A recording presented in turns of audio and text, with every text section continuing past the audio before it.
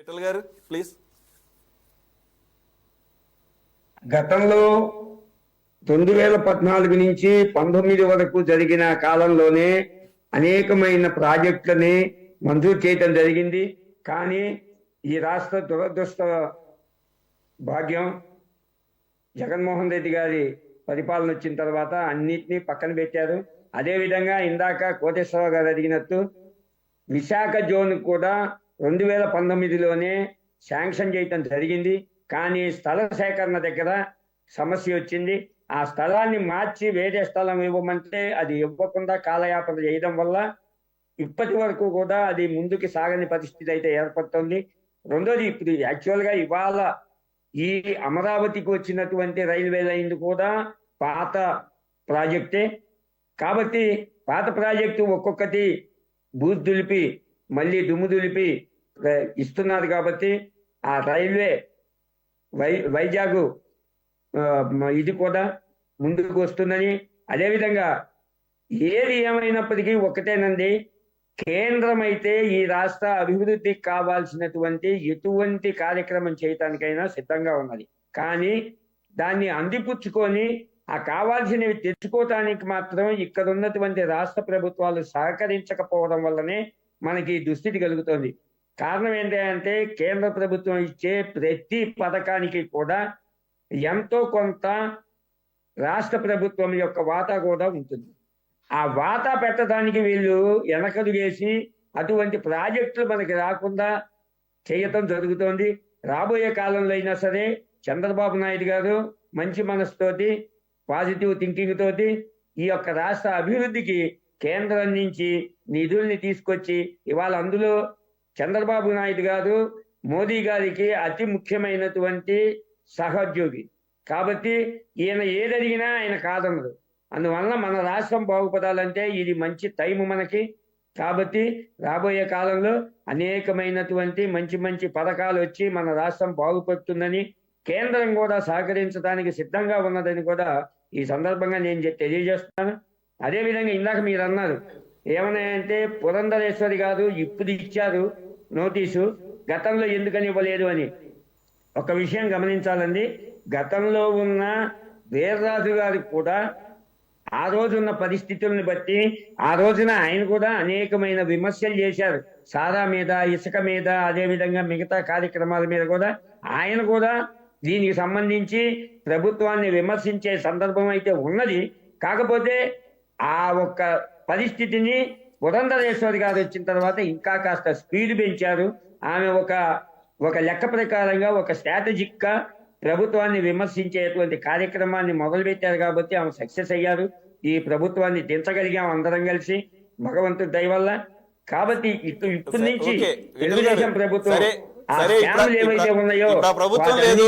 ఒక్క నిమిషం విఠల్ గారు, ఇప్పుడు ఆ ప్రభుత్వం లేదు, ఇప్పుడు ఏకంగా ఆ పార్టీని లేకుండా చేయాలనేది ఏమన్నా స్టెప్స్ ఏమన్నా ముందుకు పడుతున్నాయి? ఈ రోజు మిథున్ రెడ్డి గారు బీజేపీలో చేరతారని చెప్పేసి మీ బీజేపీ నేతలే చెప్తున్నారు. మిథున్ రెడ్డి గారు చాలా ఆతృతతో ఉన్నారు, బీజేపీతో టచ్ లో ఉన్నారు అని చెప్పేసి, ఇంక్లూడింగ్ వాళ్ళ ఫాదర్ను కూడా కన్విన్స్ చేయడానికి రెడీగా ఉన్నారని చెప్పేసి.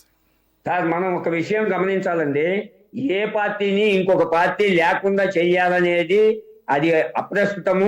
రెండోది ఎవరి వల్ల కూడా కాదు, తప్పది అభిప్రాయం. ఈ రాజకీయాల్లో హత్యలు ఉండవు, ఆత్మహత్యలే అనేది ఊరికినే కాదు.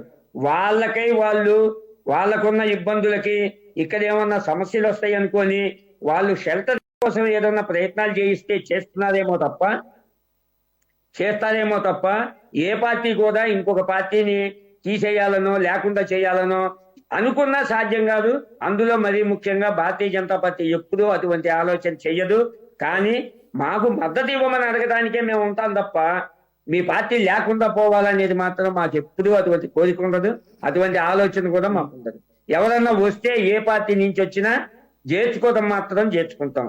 కారణం ఏంటంటే గతంలో వాళ్ళు ఎటువంటి వాళ్ళైనా ఏం చేసినా మా పార్టీలోకి వచ్చిన తర్వాత మా పార్టీ సిద్ధాంతాలకు అనుగుణంగా మా పార్టీలో ఉండేటువంటి కార్యాచరణకు అనుకూలంగా నడుచుకుంటారు. కాబట్టి ఆ ధైర్యంతో, ఆ నమ్మకంతో ఎటువంటి వాళ్ళు ఎవరు ఓకే విఠల్ గారు, యాక్చువల్ గా క్లోజ్ చేద్దాం అనుకున్నాను. మీరు ఏమన్నా చెప్పదలుచుకుంటే క్విక్ గా చెప్పండి. ఒక్క నిమిషం అండి.